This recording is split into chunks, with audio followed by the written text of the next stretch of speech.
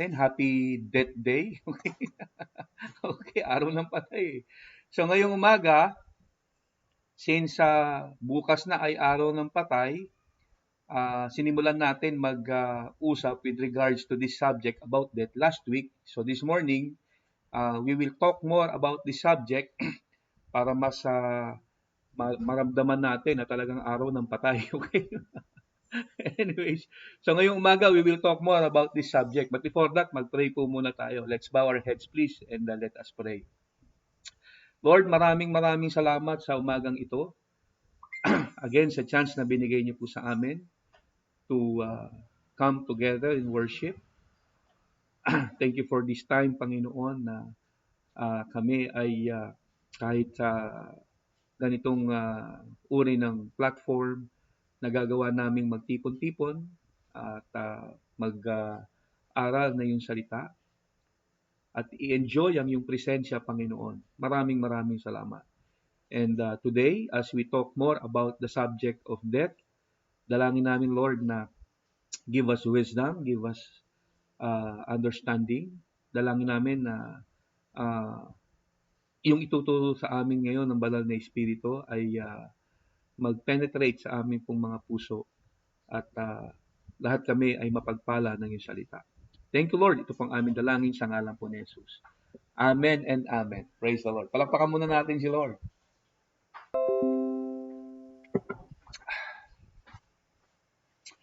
Okay, so last time, napag-usapan natin ang ilan sa mga mahalagang katotohanan about death or some facts about death. Okay? Nare-recall niyo ba yung ating mga na-discuss? Okay? Na-discuss natin last time. Siguro i-recap lang natin for the meantime just to refresh our memory. Na-discuss natin ang patungkol sa inevitability of death. Okay? So i-recap lang natin mga kapatid para ma-refresh yung ating pong mga memorya para dun sa ating tutuloy na kasunod na discussion, masundan po natin. So, na-discuss po natin last week na ang kamatayan ay inevitable. Okay? Meaning, hindi natin siya maiiwasan. Okay? Not unless, of course, abutan mo ang rapture. Okay? Pero kung hindi pa darating si Lord, okay, hindi mo abutan ng rapture, 100% sigurado tayo, mamamatay tayong lahat. Gaya ng sabi ng Hebrews chapter 9 verse 27, men are destined to die once and after that to face judgment. So ang kamatayan, it will surely come to all of us, whether we like it or not. Wala siyang schedule, hindi natin alam kung kailan mangyayari. It may happen to us any moment. Kaya hindi natin pwedeng sabihin na nakakatiyak tayo na yung mas matanda sa atin, siguradong mas mauuna sa atin kasi wala namang schedule ang kamatayan. It may happen to us any moment. Tama? So, hindi natin pwedeng sabihin na porkit mas matanda sa atin ng isang tao, sigurado tayong mas mauuna sila. Hindi ganon. Of course, the truth of the matter is, yung mga medyo matanda na, malapit-lapit na. Okay? Talaga namang kailangan natin tanggapin yun. Okay? Yung future natin, ako 50 anyos na ako, yung future ko ay mas maikli na kaysa sa history ko. Tama? Agree? My future is much shorter than my history. Kasi kung ang lifespan 70, maswerte ka kung umabot ka ng 80. So yung future ko mas maikli na kaysa doon sa aking history. Okay? So yung mga matanda na, okay, yung mga damatans na, harapin natin ang katotohanan, talagang medyo malapit-lapit na tayo. Pero yung bata, ay huwag kang magpakatiyak. Kasi any moment, pwede kang mamatay. Lalo na ngayong pandemic, tama? Marami na ho tayong kakilala na ang babata pa, namatay na. Tama? Hindi inaasahan. So, death is inevitable. Hindi natin may iwasan ang kamatayan, bata man o matanda, may ngipin o wala. Okay? Lahat tayo will surely die one day. Okay? So, una-una nga lang daw yan, sabi ng mga karamihan. Okay? Now, pangalawa, na-discuss din natin yung epekto ng kamatayan, the effects of death. And with regards to the effects of death, dalawa ang na-discuss natin dito, kung naaalala nyo. Yung practical side at saka yung spiritual side. Okay, nare-recall nyo? Doon sa spiritual side, doon sa practical side, napag-usapan natin yung epekto ng kamatayan doon sa mga taong naulila, yung mga naiwanan. Okay? Ano yung epekto ng kamatayan doon sa mga naiwanan? Okay? Tatlo yung na-discuss natin na common effects ng kamatayan sa mga taong namatayan. Ano yung tatlong yon? Una, kalungkutan. Pangalawa, kahinaan. Pangatlo, panghihinayang o regret. Sadness, weakness, and regret. So sa sadness, we have to accept the fact na ang kalungkutan, natural response yan ng taong namatayan. Kaya ho natin ito na-discuss kasi marami ho tayong naobserbahang mga kapatiran na parang ang tingin nila nababawasan yung kanilang pagiging spiritual pag nakitaan sila ng kalungkutan sa kanilang paglisan ng kanilang mga mahal sa buhay. Okay? Sabi ko nga sa inyo na i-share ko last time na nung ako ay bumisita sa isang patay o sa isang namatayan na kapatiran, nagpunta ako ron para to comfort him. Pero pagdating ko roon, yung ngiti niya halos sa abot hanggang tenga eh. Nagulat ako, sabi ko mukhang hindi naman nalulungkot itong mamang ito. Mabuti pa siguro, hindi na ako nagpunta dito. Okay? So nagulat ako. Tapos nung batiin ko siya ng condolence, ang sagot sa akin, Pastor, mali. Dapat congratulations. Okay? Now, of course, alam natin, deep in his heart, nalulungkot siya. But he was trying to put a brave front. Kasi ang paniniwala niya, at siguro naituro sa kanya ng mga nagtuturo, na parang kabawasan ng spiritual. O kabawasan ng pagiging spiritual. Yung ikaw ay parang nalulungkot na namatayan ka, gayong yung namatay mong kamag-anak, nasa langit na. Well, mga kapatid, hindi ho natin kailangan magpakita ng parang brave front. Dahil sa totoo lang, ikaw lang din ang mamumroblema later on. Because the more you deny loneliness, mas matagal ang healing process. Tama? Kaya ang advice natin, if we have to be lonely for a few weeks, okay lang yan. Just don't bury yourself in extreme loneliness. Kasi kailangan natin mag-move on. Agree? So we have to deal with it also. Amen? So, sa weakness naman, as I've said, nangyayari ito. Yung nakakaramdam ng kahinaan, yung isang taong namatayan, kapag masyado tayong naging dependent doon sa taong namatay. Either siya ay breadwinner o siya na halos ang nagpapatakbo ng buhay mo. Okay? Nabanggit nga natin, yung iba talaga namang dahil doon sila masyadong umaasa, yun yung supporter nila, pagkatapos biglang namatay. So feeling nila ngayon, paano na ako? Paano na ang buhay ko? So kailangan natin i-deal ito. You have to prepare yourself para hindi tayo umaasa. You have to prepare yourself para kung sakaling mawala sila, you can stand on your own. Tama? At doon naman sa hindi finances ang issue, yung tipong ang feeling nila parang hindi na nila kayang mabuhay nang wala itong taong ito. Kailangan din natin i-deal yun. Okay? Kasi whether we like it or not, isang araw maghihiwalay kayo. Paghihiwalayin tayo ng kamatayan. Either siya ang mauna o ikaw. So kung siya ang mauna, pagkatapos masyado kang dumidepende sa kanya, ang tingin mo parang you cannot live without him, okay? May hirapan talaga tayo. So we must prepare ourselves, okay, to deal with this weakness. Learn to be independent para pagka lumisan yung mga taong masyado nating inasahan, we can stand on our own. Now, sa regret naman, dalawa yung common effect na naranasan ng maraming tao na namatayan. Ano yung una? Una, yung hindi mo naparamdam yung pagmamahal mo dun sa taong namatay, yung mahal mo sa buhay. Kaya habang buhay pa yung mga mahal natin sa buhay, ipadama na natin kung gano'n natin sila kamahal. Okay? Huwag tayong mahihiya na iparamdam yon.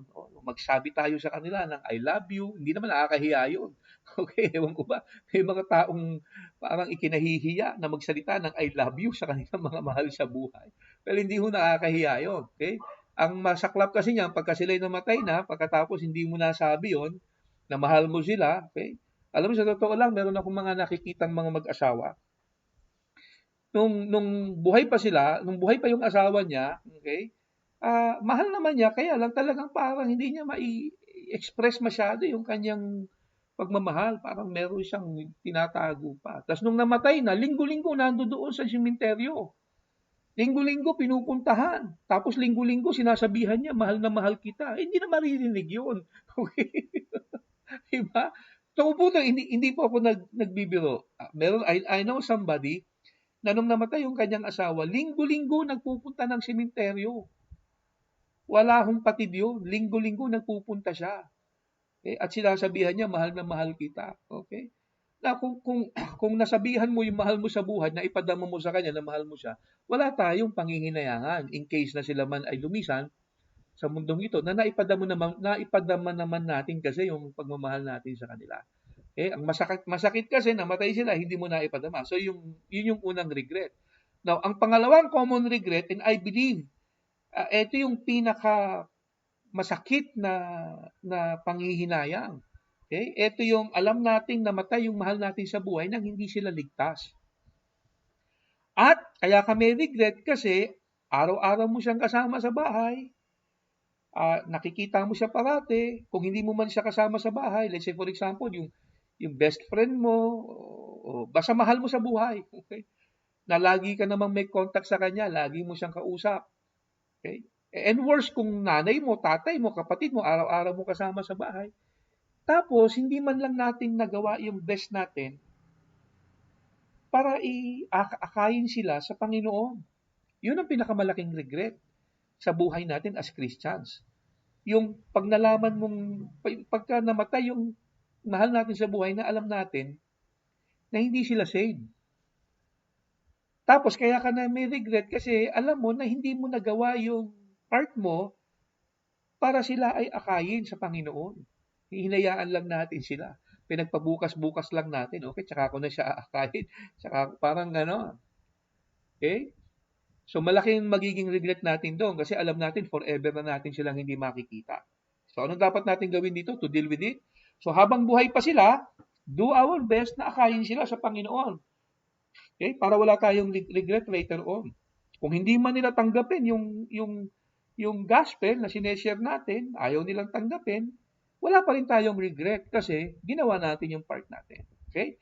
So, ito yung mga practical side at saka spiritual side nung effect ng kamatayan sa isang taong naulila. Okay?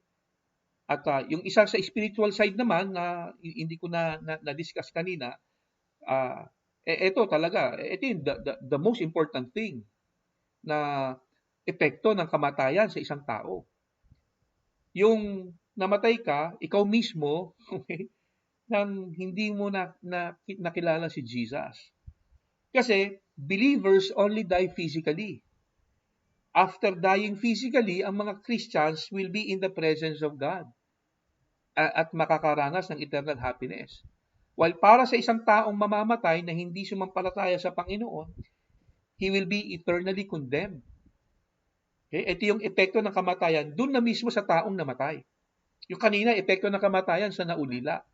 Ito yung epekto ng kamatayan sa mismong taong namatay. Kung Christian ka, you only die physically. Yun ang maganda. Kasi after dying physically, you will be in the presence of God. Okay? Pero sa isang unbeliever, itong epekto ng kamatayan sa iyo. Kung hindi ka sumampalataya kay Jesus, pag namatay ka, you will be eternally condemned. And you will experience a second death. And that means you will be eternally separated from God. Tapos, itatapon sa lake of fire. And that will be the saddest part na epekto ng kamatayan sa isang unbeliever. Kaya para sa ating mga Christians na naka-experience ng salvation, malaki ang hamon sa atin to be active in bringing people to Christ. I-share natin yung pananampalataya natin so that many people will be saved. Amen ba? Now, napag-usapan din natin yung patungkol sa facts of death, yung patungkol sa kamatayan ng kamatayan. Okay? The death of death. Okay? When we say that death has died, okay, we simply mean that death has been destroyed. At nangyari ito when Jesus died and rose again from the dead. Christ defeated death. nung siya ay mag-resurrect. Nung mag-resurrect si Jesus, He destroyed the power of death. Yun yung sinasabi ng Hebrews. Kaya si Paul, sabi niya, yung kamandag daw ng kamatayan, wala na. Kasi death has been destroyed. Yeah?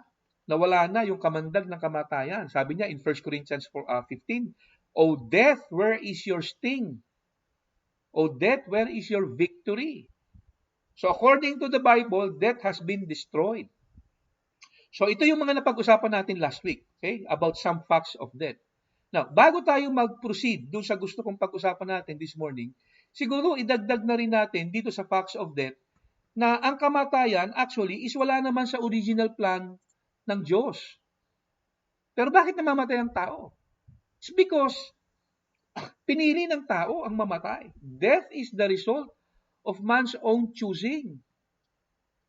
Okay, kung babalikan natin yung Genesis, God created man to live eternally. Dinisenyo ng Diyos ang tao para mabuhay, hindi para mamatay. Man was created to live, not to die. Okay? Dinisenyo ng Diyos ang tao to live forever. And death was not actually a part of His plan. Of course, lahat naman tayo, alam natin, nung likain ng Diyos si Adam and Eve, anong sabi ng Diyos sa kanila? Merong isang instruction eh. Sabi ng Lord sa kanila, when they were still in the Garden of Eden, pinayagan sila ng Diyos kumain ng lahat ng punong kahoy in the Garden of Eden. Tapos, merong inutos na iisa lang na wag nilang kakainin. Dahil, pag kinain daw nila yon, anong sabi ng Panginoon? They will surely die. Therefore, kung hindi nila kakainin yon, they will not die. So, we can confidently say, death is the result of man's own choosing. It was God's will for man to live forever and not to experience death. Well, in fact, I believe mas gusto ni Lord na wag tayong makaranas ng physical death. Agree kayo doon? Mas gusto ni Lord na hindi natin maranasan ang physical death. Actually, sa mundong ito, meron dalawang taong hindi nakaranas ng physical death. Sino yung dalawa na yon? Si Enoch at saka si Elijah. Tama? Si Enoch, sabi ng Bible, he walked with God and God took him away. Enoch walked with God and he was no more. Why? Because God took him away. So si Enoch, he did not experience physical death. Ganon din si Elijah. Sabi ng Bible in 2 Kings chapter 2, he was taken away or he was taken to heaven by the chariots of fire. Okay, ang ganda ng senaryo na yun, ano? Sinundo si Elijah ng chariots of fire. At siya ay dinala sa langit nang hindi na dumanas ng physical death. So ako po'y naniniwala, as much as possible, ako'y naniniwala na mas gusto ng Diyos na wag nating maranasan ng physical death. Okay? So that was the result of man's own choosing. Ako po ay 100% naniniwala. Mas gusto ng Diyos, hindi natin maranasan ang physical death. In fact, merong sinasabi ang Bible, in the future, okay, when Christ return, may tinatawag na rapture, at maraming mga Christians na hindi makaka-experience ng physical death sa pagbabalik ni Lord. Ang sarap siguro makasama sa bilang na yon, no? Na pag dumating yung raptured ka na, hindi ka na makakaranas ng physical death. Okay? So anyway, so ang isa pang dapat nating maintindihan about death is that kaya namamatay ang tao is that pinili ni Adan. So si Adan ang salarin kung bakit tayo namamatay. Anyways, wag na nating sisihin si Adan. Okay? Nangyari na ang nangyari. Now, ang gusto kong pag-usapan natin this morning with regards pa rin, of course, dito sa subject of death, is how do we prepare for it? How do we prepare for death? Now, I'm not referring doon sa ating eternal destiny. Kasi as believers, alam nating lahat, meron na tayong assurance of salvation. Okay? Alam na natin na prepared na tayo doon. Once we die, alam natin we will be with the Lord. So in that sense, handa na po tayo doon. Kung eternal destiny ang pag-uusapan. So hindi ito yung tinutukoy ko when I say, how do we prepare for death? Ang gusto kong ipunto, dito sa sinabi kong how do we prepare for death, what I'm trying to say is, habang buhay pa tayo, Anong mga dapat nating gawin so that when death comes, wala tayong regret? I believe isa sa mga dapat nating gawin in order to prepare ourselves when death comes is to understand what life is all about. Bakit ba ako nabubuhay? Ano ba ang mga dapat kong gawin habang ako ay nabubuhay? Now, these are very important questions. Importanteng malaman natin bakit tayo nabubuhay so that when life is taken, wala tayong panghihinayangan. Amen? Now, ano nga ba ang dapat nating gawin habang tayo ay nabubuhay? So ito ang gusto kong i-discuss natin sa natitirang oras natin. I believe there are two most important things to do habang tayo ay nabubuhay. Para bago dumating ang kamatayan, okay, bago pumatok si kamatayan sa buhay natin, wala na tayong panghihinayangan. Ano tong dalawang magandang bagay na ito na dapat nating gawin? Okay? Ito po 'yon. We must enjoy life and do good. These are the two most important things to do while we are still alive. Na, parang napaka-practical nitong nabanggit natin, no? Well, actually, sa totoo lang, minsan naman talaga maganda maging practical din tayo, okay? Maging practical din tayo sa mga pinag-uusapan natin kasi in the first place, nakatungtong pa tayo sa lupa. At mahirap din naman na masyado tayong spiritual, okay? Na minsan tuloy parang ang dating natin nasa ibang dimensyon na tayo ng buhay. Okay? Anyways, there are actually some biblical reasons dito sa sinabi natin na habang tayo'y buhay, we must enjoy life and do good. Kaya bago natin isipin na parang napaka-practical nitong pag-uusapan natin, let me show you the biblical side of this. Okay? Let's begin with enjoying life. Simulan natin sa pag-enjoy ng buhay. Now, ilan sa inyo mag-a-agree sa akin mga kapatid? Nilikha tayo ng Diyos to enjoy life. Agree ba kayo doon? God created us to enjoy life. Ito na lang magandang tanong sa ating lahat. Are you enjoying your life? How many of you here are enjoying your life? Sabi ng Ecclesiastes sa chapter 11 verse 8a, ito sabi, however many years anyone may live, let them enjoy them all. Anong sabi ng Bible? Gaano man katagal ang maging buhay mo dito sa mundong ito, i-enjoy natin siya. Again, ang tanong, are you enjoying your life? Maraming hindi nag-enjoy sa buhay. Tama? Ang feeling nila parang sila ay buhay lang pero walang buhay yung kanilang buhay. Parang walang kabuhay-buhay. Tama? Hindi nila ini-enjoy yung buhay. Kasi parang paulit-ulit lang yung ginagawa nila. Gigising sa umaga, kakain ng almusal, maliligo, lalabas, magtatrabaho, babalik sa hapon, kakain, matutulog. parang paulit-ulit lang yung buhay. Now listen mga kapatid. Let us enjoy what life has to offer. Kasi yan ang sabi ng Bible, however many years anyone may live, let them enjoy them all. Let us enjoy what life has to offer. But of course, as long as hindi makakasira ng imahe natin as Christians, yung enjoyment na gagawin natin. Kasi baka naman ang gawin natin, tumulad tayo doon sa prodigal son. Okay? Matapos makuha yung share ng kanyang mana, nagwala na. Okay? I'm not saying na ganun yung maging enjoyment natin. Okay? Na let's just drink. Okay? Eat and be merry. Na hindi yun ang gusto kong sabihin. Okay? Hindi ganun yung aking gustong i-drive. Sabi dito, however many years you may live, dapat na-enjoy mo yung buhay mo. Gaano man naging katagal ang buhay mo sa mundong ito, dapat na-enjoy mo siya. In other words, kung ilang taong kang mabubuhay sa mundong ito, dapat na-enjoy mo na ang buhay mo within the confinement of what enjoyment is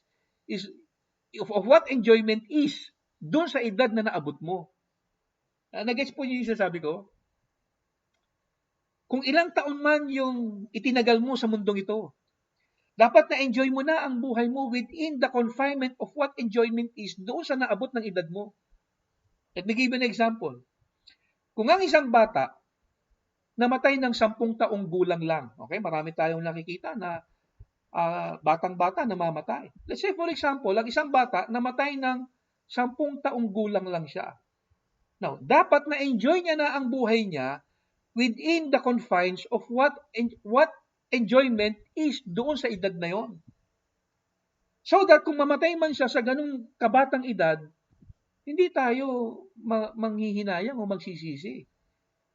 Kasi alam niyo, sa totoo lang, ang isa sa mga naobserbahan natin, na sa napakaraming mga magulang, dinideprive nila yung kanilang mga anak sa pagiging bata. Nakita na ba kayo ng magulang na dahil gusto nila yung anak nila number 1 sa school, okay, maging honor student, dapat number 1 siya. Dahil sa kanilang kagustuhan yon, yung bata ay nadideprive na sa pagiging bata. Hindi na nila pinaglalaro. Okay, wala nang time manood ng TV, basta wala na, puro aral na lang. Now, of course, maganda naman yung maging honor yung mga anak natin. Walang problema ron, hindi tayo against doon. Okay?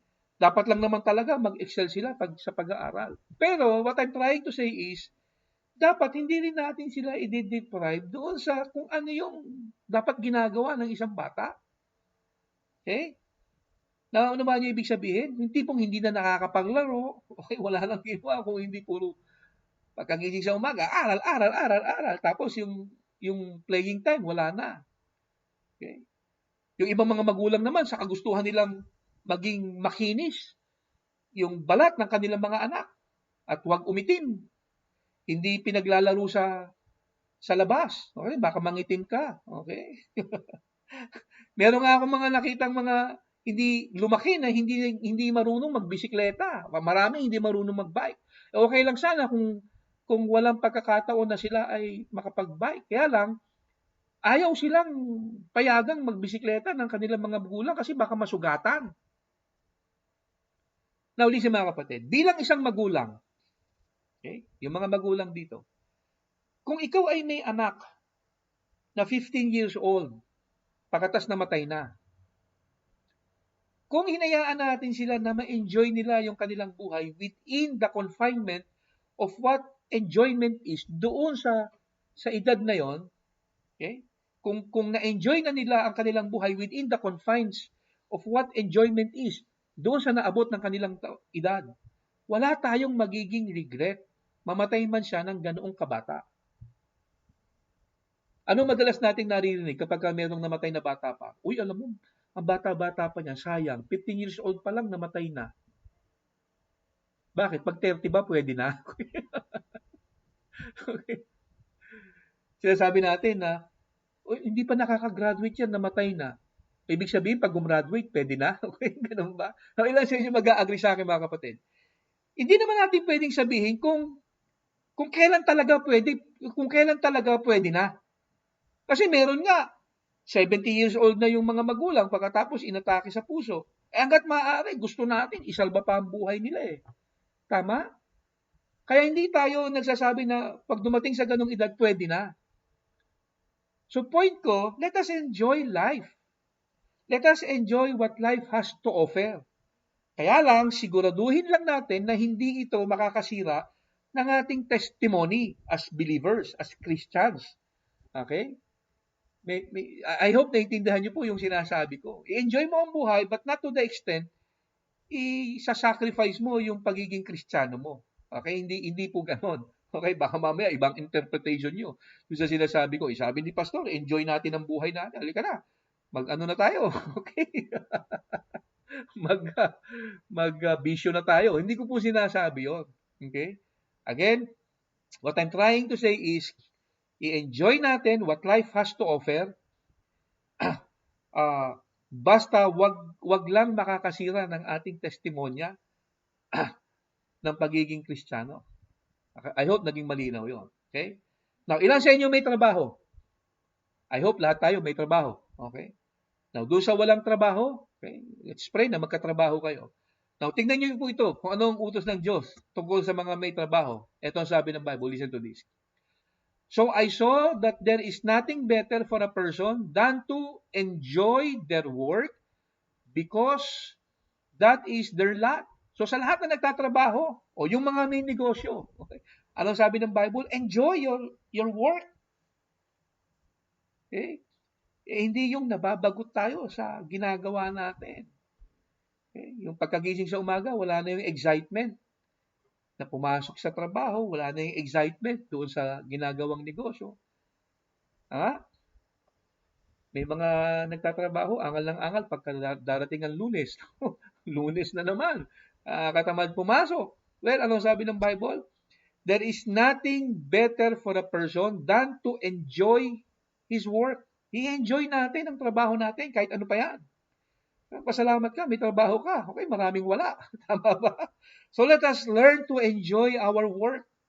Dahil pag hindi natin in-enjoy ang trabaho, ang epekto talaga niyan, tatama rin tayo.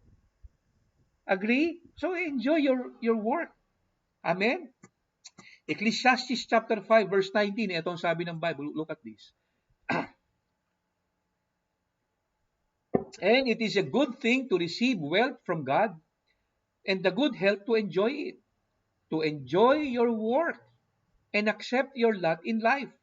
This is indeed a gift from God. Anong sabi niyan? It's a good thing that God gave us health and wealth to enjoy. And then ang sabi niya, to enjoy work, to enjoy our work and accept our lot in life. And this is a gift from God. So let's enjoy our work. Okay? Kalooban ng Diyos na i-enjoy natin yung ating trabaho, kahit ano pa yan. Okay? Pag natutunan mong i-enjoy yung trabaho, darating ang isang araw, parang hindi na trabaho sa iyo yan. Para ka na lang naglalaro. Now, gusto ko rin bigyan ng pansin yung binanggit dito sa unang statement. Anong sabi diyan sa unang statement? Look at this. Sabi diyan sa unang statement, basahin na lang natin yung highlight natin. And it is a good thing to receive wealth from God to enjoy it. Okay? Iliban na natin yung health. Doon na tayo muna sa wealth. Ito yung gusto kong puntuhan. Ano ang sabi ng Bible? It is a good thing that we receive wealth from the Lord to enjoy it. Kung tayo ay pinagpala ng Diyos, may pera tayo, i-enjoy natin ito, sabi ng Bible. Let's enjoy it. Okay? Huwag tayong tumulad kay Hetty Green. Naalala nyo si Hetty Green, doon sa mga matatagal na nating member, na-share ko na itong si Hetty Green. Natatandaan nyo si Hetty Green? Now, doon sa mga hindi nakakakilala kay Hetty Green, ito po si Hetty Green. Now, sino ba itong si Hetty Green? Si Hetty Green, isa ho siya sa pinakamayamang tao na nabuhay during her time, noong 18th century. Multi-millionaire yung babaeng yan. Pero, itong malungkot, multi-millionaire siya, pero namuhay siya sa mundong ito na parang mahirap lang. At hindi niya in-enjoy yung kanyang pera. Kapag siya kakain sa umaga, nagtsatsaga siya sa malamig na oatmeal, yung natira kahapon. Okay. Pag siya magpapalaban ng damit, sinasabihan niya yung katulong na ang sasabunin lang yung parte na merong dumi. Okay? Para hindi masyadong aksayado sa sabon. Ganon siya. Tapos bago siya bumili ng bagong damit, hinihintay niya na talagang kupas-kupas na yung kanyang damit, yung luma na talaga.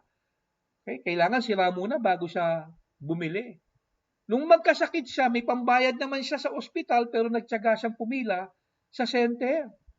Hanggang mamatay si Hetty Green, ganun ang kanyang naging pamumuhay.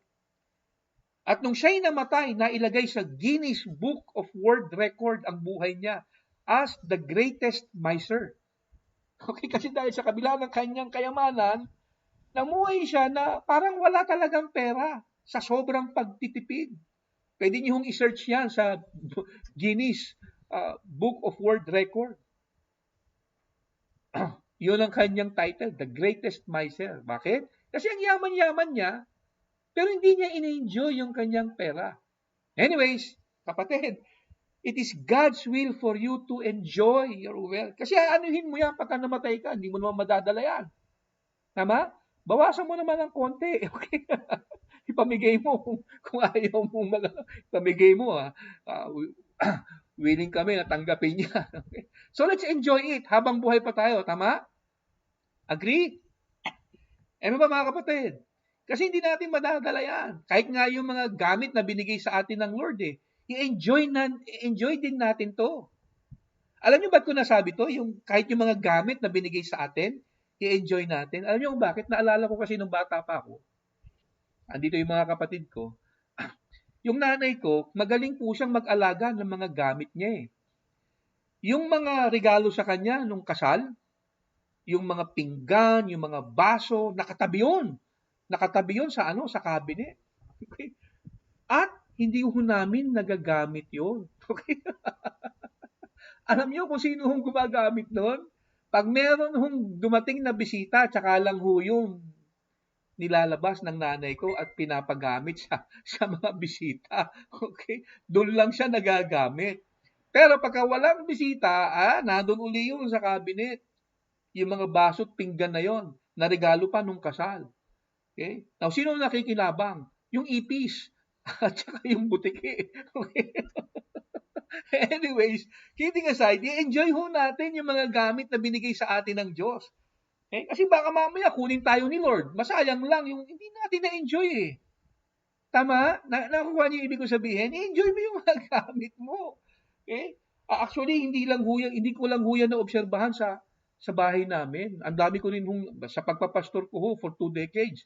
Pag bumibisita ako sa mga sa mga kapatiran, minsan mayayaya akong, pastor, kain tayo. Okay? So pag kumain na kami, yung pinggan na na na ihahain, nakikita ko ba maganda yung pinggan na nihain sa akin.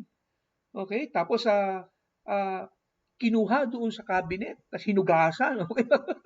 Hindi doon sa lagayan ng mga pinggan ginamit. So nagagamit lang yung mga magagandang pinggan, yung magagandang baso kapag may bisita. Pero yung mismong mga anak, hindi napapagamit ng mga ganong gamit. Ang point ko mga kapatid, sabi ng Bible, binigyan tayo ng Panginoon ng pagkakataon na magkaroon ng mga ganyang bagay. Let's enjoy it. Amen ba? Agree? Hindi yung butiki at ipis lang makikinabang. Kasi pagka namatay ka, sayang hindi mo na-enjoy. Okay? So napaka-practical ng aking mga sinasabi. Now, dun sa mga may asawa, okay, ilan sa inyo may mga partner sa buhay. Tingnan niyo po ito, itong sabi ng Bible in Ecclesiastes chapter 9. Enjoy life with your wife, whom you love, all the days of this meaningless life that God has given you under the sun. Anong sabi ng Bible? Enjoy your life with your wife. Okay? So sa mga may asawa, enjoy your spouse. Enjoy your life with your wife. Alam niyo, isa sa mga nakakalungkot na isipin, napakarami hong mga lalaking may asawa. Pasensya na kayo kung sa lalaki ko po ito, pero meron din naman mga babae. Kaya lang mas majority kasi mga lalaki. Yung mga lalaki na mga may asawa, mas ine-enjoy nila ang buhay nila with their barkadas, with their tropas. Okay? Kung wala ka pang asawa, okay lang yon. Pero kung may partner ka na, married ka na, enjoy your life with your spouse. Yung asawa natin ang dapat laging kasama sa lahat ng lakad. Sila dapat yung best friend natin. Amen po ba? Enjoy your life with your spouse. Yun ang sabi ng Bible. By the way, let me also add. Sabi diyan, enjoy your life with your wife, not with somebody else's wife. Enjoy natin yung asawa natin. Huwag asawa ng may asawa. Alam nyo, minsan, pagka nasa restaurant po ako, tapos kumakain po kami, pag meron ako nakitang magkasamang babae at lalaki, na alam natin na either sila ay mag-asawa o kabit yung kasama, inoobserbahan ko po kung sino magbabayad after nilang kumain. Alam niyo bakit? Paano mo malalaman kung ang kasama ng isang lalaki na kumain sa labas asawa niya o babae niya? Paano malalaman? Gusto niyo malaman? Simple lang ho. Pag ang nagbayad, yung babae, asawa yun. Tama? Pero pag ang nagbayad, yung lalaki, naku, kabit yung kasama. Okay, alam niyo na? Anyways, so how do we prepare for death? Para pag namatay tayo, wala tayong panghihinayangan. First, let us enjoy what life has to offer. Enjoy life to the fullest. Amen ba? Agree? As long as, just make sure, hindi masisira yung ating testimony. Okay? Hindi makasisira sa ating pagiging Kristiyano yung enjoyment na gagawin po natin. Amen? Okay? I hope naintindihan niyo po yung sinasabi ko. Now, let's proceed to the second most important thing to do habang tayo ay nabubuhay bago dumating ang kamatayan. Okay? Ano yun? Enjoy life and do good. Let us do good. Ito sabi ng Bible in Ephesians chapter 2, in verse 10. For we are God's handiwork created in Christ Jesus to do good works which God prepared in advance for us to do. Ano sabi ng Bible? Christians are created to do good works. I mean, created in Christ to do good works. At yung daw good works na gagawin natin, according to this verse, inihanda na raw ng Panginoon. Now, kung yung mga good works na yon ay itinakda ng Diyos na dapat nating gawin, magagawa natin. I believe, gaano man maging kahaba o kaikli yung buhay natin sa mundong ito, wala tayong pagsisisihan o paghihinayangan pag humarap na tayo sa Diyos. Tama? Now, speaking of doing good, ilan sa inyo mag-a-agree sa akin, laging may pagkakataon na gumawa ng mabuti. Agree? Kung ikaw ay bata pa, you can do good as a child. Kung ikaw ay teenager o kabataan, you can do good as a youth. Hindi puro gimmick lang at maging pasaway. Kung ikaw ay adult, do good as an adult. Be a good parent. Ang point ko is this. Bawat panahon, may pagkakataon tayong gumawa ng mabuti. Kaya sa totoo lang, hindi kinahihiya yung tumatanda tayo. Kasi may mga taong nahihiyang sabihin kung ilang taon na sila eh. Well, hindi kinahihiya ang pagtanda. Dahil una sa lahat, hindi lahat ng tao tumatanda. Agree? So therefore, isang karangalan ng tumanda kasi hindi naman lahat ng tao nabigyang pagkakataong tumanda. Ang daming namamatay ng maaga.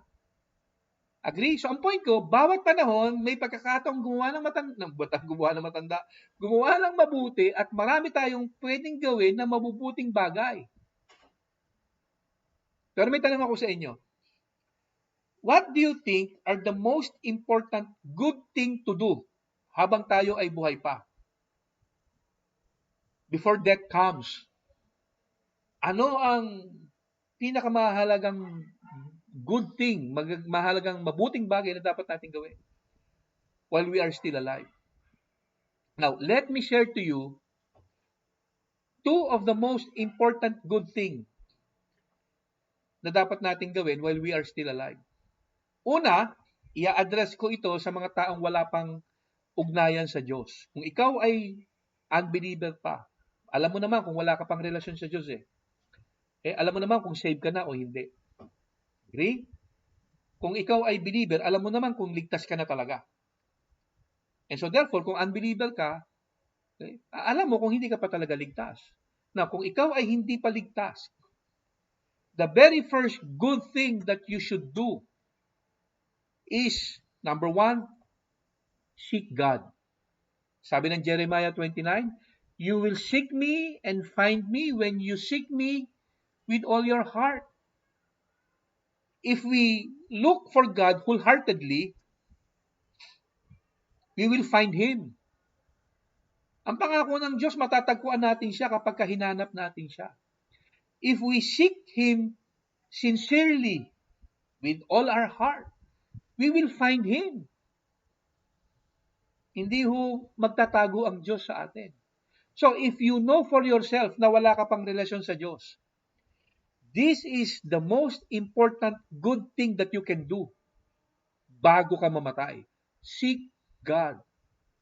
At ang pangako ng Diyos, if we seek Him with all our heart, we will find Him. Amen? Now, let me also add mga kapatid, doon sa mga naging Christian na, okay? Doon sa mga nag-seek sa Diyos at natagpuan na ang Diyos. In other words, believer ka na. Lahat po tayo mag-a-agree that the truth of the matter is, it was actually God who sought after us. Si Lord actually ang naghanap sa atin. Ano sabi ni Lord? The Son of Man came to seek and to save the lost. So it is God actually who is really seeking after us. Kaya doon sa mga wala pang relasyon sa Diyos, it is actually God who is seeking after you. Magre-respond ka lang actually by also seeking Him. And once you found Him, you will realize that it was God who actually sought after you. Si Lord ang talagang naghanap sa iyo. Genesis pa lang.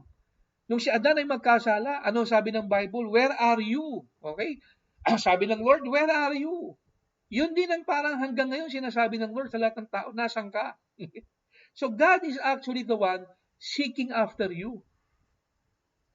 Magre-respond ka lang by seeking also. By also seeking after Him. Amen? Agree mga kapatid? So the very first good thing to do habang tayo ay nabubuhay pa, seek God kung wala ka pang relasyon sa Diyos.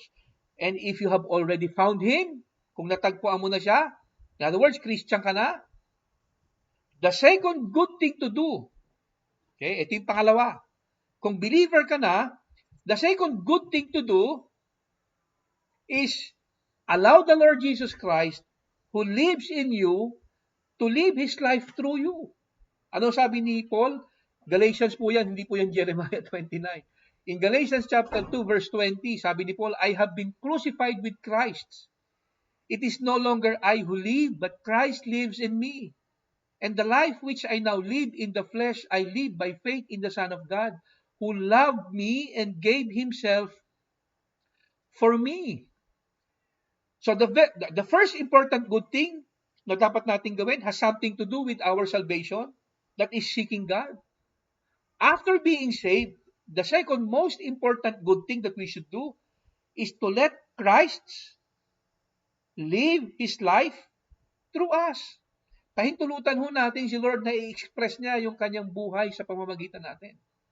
Let Him express His life through us. Lahat ho ng believers, maniwala po kayo't hindi, Jesus lives in us. You are not an ordinary person kung Christian ka because Jesus lives in you. And since Jesus lives in you, you can let Him live through you. Tingnan niyo po ito sabi ni Paul dyan sa verse na yan. It is no longer I, but Christ. No longer I who live, but Christ lives in me. It's an exchange life. So sa buhay natin as Christians, this is the most important good thing to do in our life. Let Jesus lives His life through us. Actually, itong sagot natin sa mga nag-a-accuse sa atin sa Grace Community na lagi kasi natin sinasabi na hindi natin kailangan ang law sa Christian life. And the reason why hindi natin kailangan ng law sa Christian life is simply because Christ already lives in us. Siya ang guide natin for daily living. In fact, to choose the law as our guide for daily living is like choosing the tree of the knowledge of good and evil bilang principle ng ating pamumuhay. I will repeat that. To choose the law as our guide for daily living is like choosing the tree of the knowledge of good and evil as our principle of life. Natatandaan nyo yung two trees in the Garden of Eden? Ano yung two trees in the Garden of Eden sa Genesis chapter 2? Yung tree of the knowledge of good and evil at saka yung tree of life. Now, yung tree of life at saka tree of the knowledge of good and evil represents the law and grace.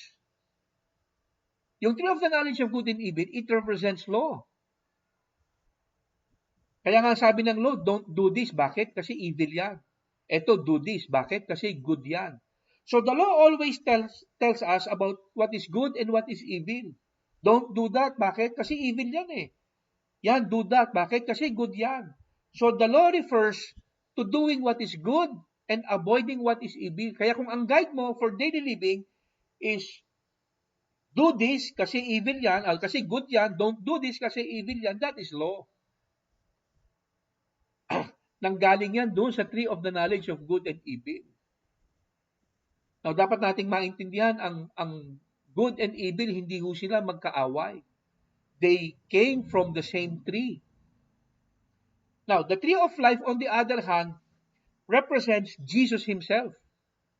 Ano sabi ng Bible? Sabi ni Jesus, I am the way, the truth, I am the life. Jesus is the life. So, pwede rin natin sabihin na yung tree of life represents grace. Bakit? Kasi si Jesus, He is grace personified.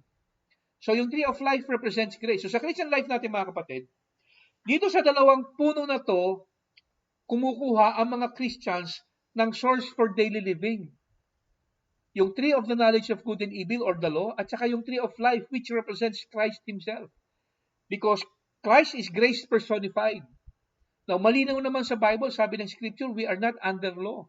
So, therefore, yung dapat na source natin sa pamumuhay natin should derive from the tree of life, not from the tree of the knowledge of good and evil. So, ang guiding force natin sa ating Christian walk should not be choosing between good and evil. Kasi law yun. Most Christians, yun ang guiding principle nila. Choosing between good and evil. Huwag mong gagawin niya, masama yan. Ito, gawin mo, mabuti yan. Now, kapatid, remember, as I've said earlier, good and evil came from the same tree. Hindi sila magkaaway. Iisang puno ang pinanggalingan nila. It represents law. At kung choosing between good and evil ang ating pong gagawing source for daily living, gagawin natin siyang guide for our daily life, kapatid, there will be times posible ma-confuse ka in following the will of God. Let me give an example. Si Abraham, inutusan ng Diyos si Abraham, i-offer mo si Isaac. And that means papatayin niya si Isaac. Ano sabi ng law? Huwag kang papatay. Killing is not good. Now, kung ang guide ni Abraham is choosing between good and evil, that is law, ano gagawin niya? Hindi niya susundin ng Diyos. So, nakuha niyo yung point ko? So, ang guiding force natin sa Christian life should not be choosing between good and evil. Because that is law. Pag sinampal ka sa kaliwa, sabi ng Bible, eye for eye, tooth for tooth. Tama? That is law.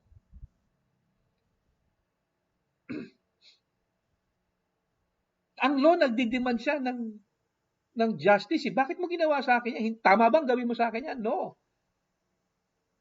So, kapag sinampal mo ako, sasampalin din kita.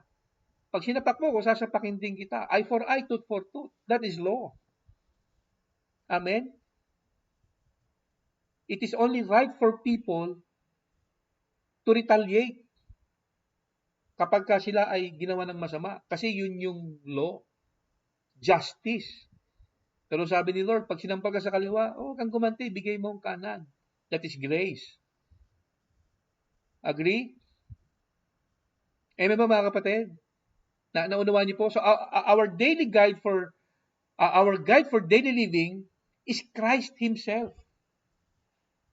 It is letting Jesus express His life through us. And this, I believe, as believer, is the most important good thing that we can do in life. Amen ba? So in closing, there are two things that we can do to prepare ourselves for death. Again, we are not talking about our eternal destiny. Preparado na tayo doon. Saved na po tayo.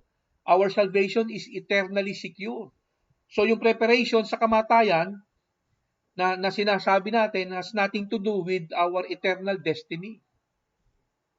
But it has something to do, ano yung mga bagay na dapat nating gawin habang tayo nabubuhay pa so that when death comes, wala tayong panghihinayangan, wala tayong pagsisisihan.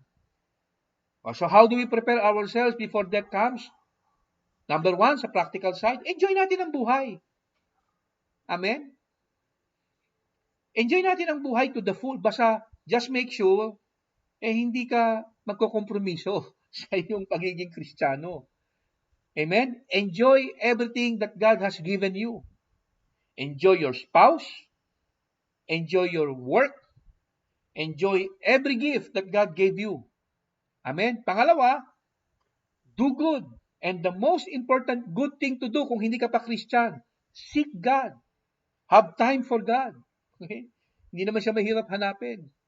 At kung na-seek mo na si Lord, kung Christian ka na, the most important thing to do as a believer, since Jesus lives in you, He lives in us, pahintulutan natin si Jesus who lives in us, express His life through us.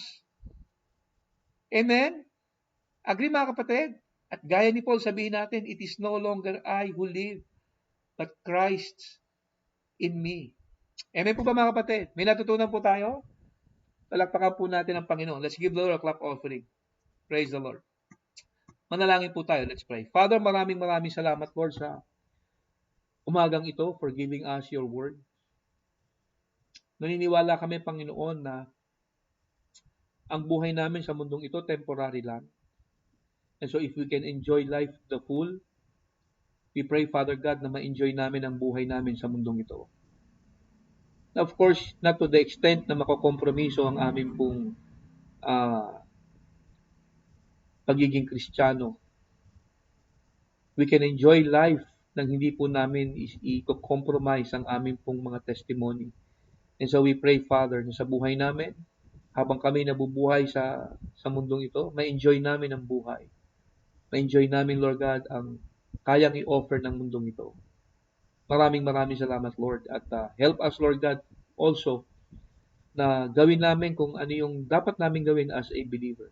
And we believe, Lord, since you live in us, the most important thing that we can do as a believer is to allow you, Lord, to express your life through us. Ikaw ang makita sa aming pamumuhay. Ikaw yung mamuhay sa pamamagitan po namin. At naniniwala kami, Panginoon Diyos, this is really the Christian walk, the Christian life, allowing you to live your life through us.